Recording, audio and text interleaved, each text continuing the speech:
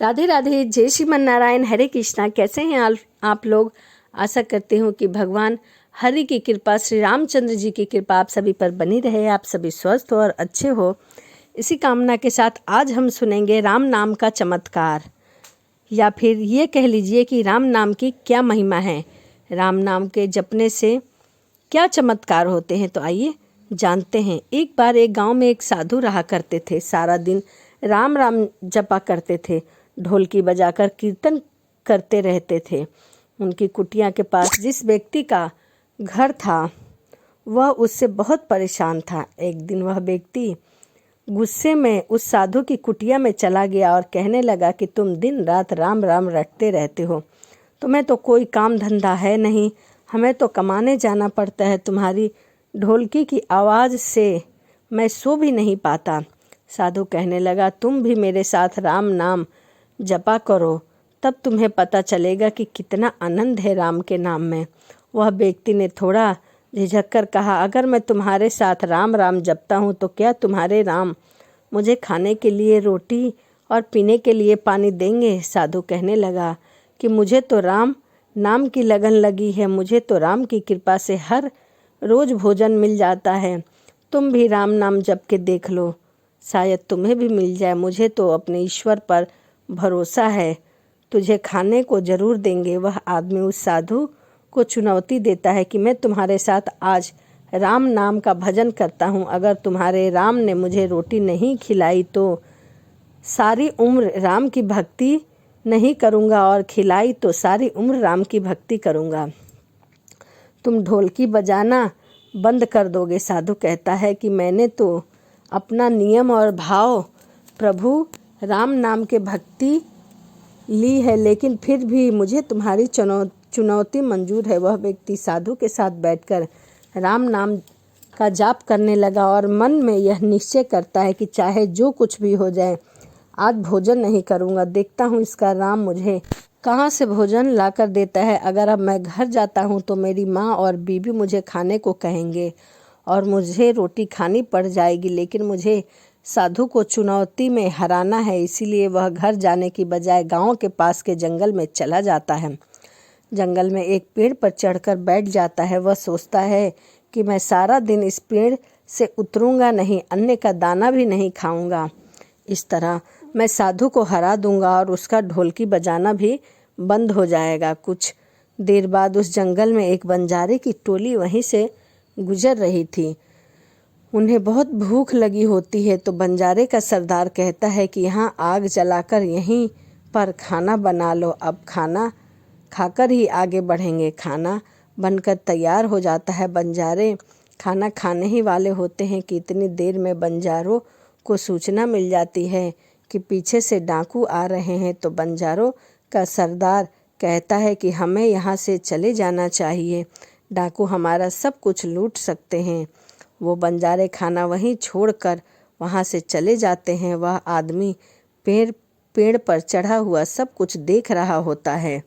कुछ समय के बाद डाकू वहाँ पहुँच जाते हैं। भोजन को देखकर कहते हैं कि बहुत अच्छी खुशबू आ रही है, लेकिन यह भोजन किसने बनाया होगा और बनाने के बाद खाया क्यों नहीं? कहीं किसी की चाल तो नहीं है हमें फंसाने की?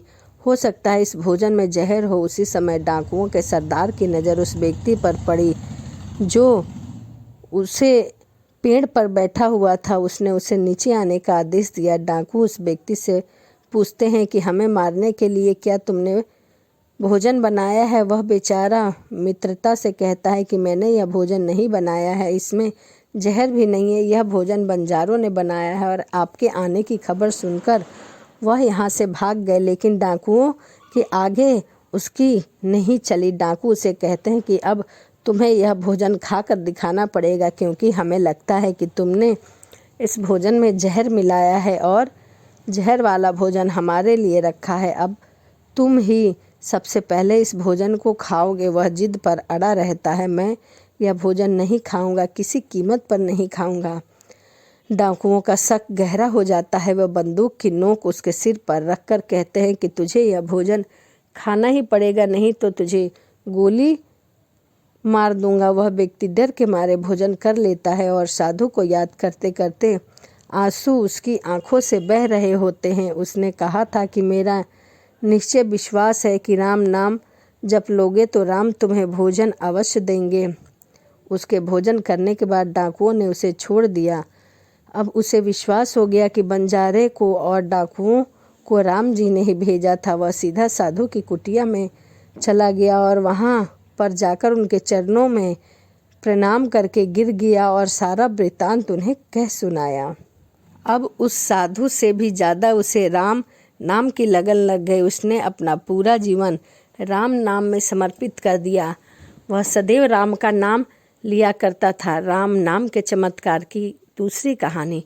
एक महात्मा जी रात्रि के समय श्री राम जपा करते हुए अपनी मस्ती में चले जा रहे थे। जाप करते हुए वह एक गहरे जंगल से जा गुजरे। विरक्त होने के कारण वह महात्मा बार बार टेंशन करते रहते थे कि किसी एक स्थान पर अधिक समय नहीं रहते। वह ईश्वर नाम के प्रेमी थे, इसीलिए दिन रात उनके मुख से राम नाम चलता रहता था। स्वयं राम नाम का जाप करते रहते थे और औरों को भी उसी मार्ग पर चलने को कहा करते थे। महात्मा जी गहन जंगल में मार्ग अपना भूल गए थे। अपनी मस्ती में चल रहे थे। जहाँ राम ले जाए वहीं चला जाऊं। दूसरी अंधेरे के बीच में बहुत सी दीपमालाएं प्रकाशित थी।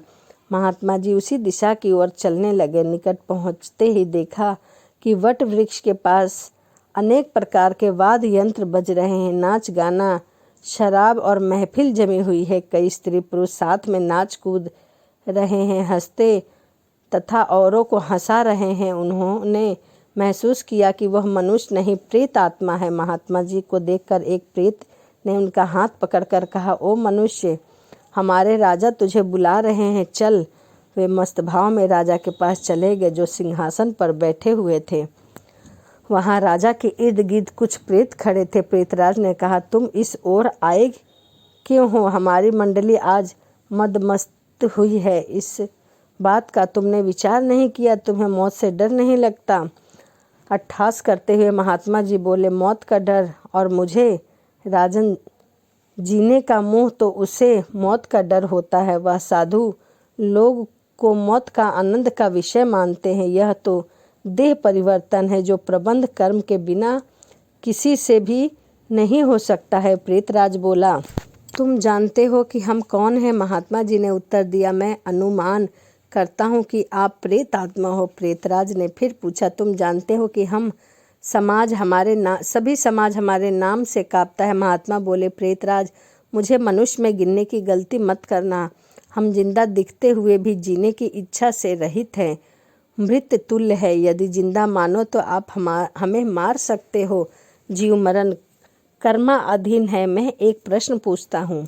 महात्मा जी ने निर्भयता देखकर प्रेत के राजा को आश्चर्य हुआ कि प्रेत का नाम सुनते ही मर जाने वाले मनुष्य में एक इतनी निर्भयता से बात कर रहा है। सचमुच ऐसे मनुष्य से बात करने में कोई भी हर्ज नहीं है। प्रेतराज बोला,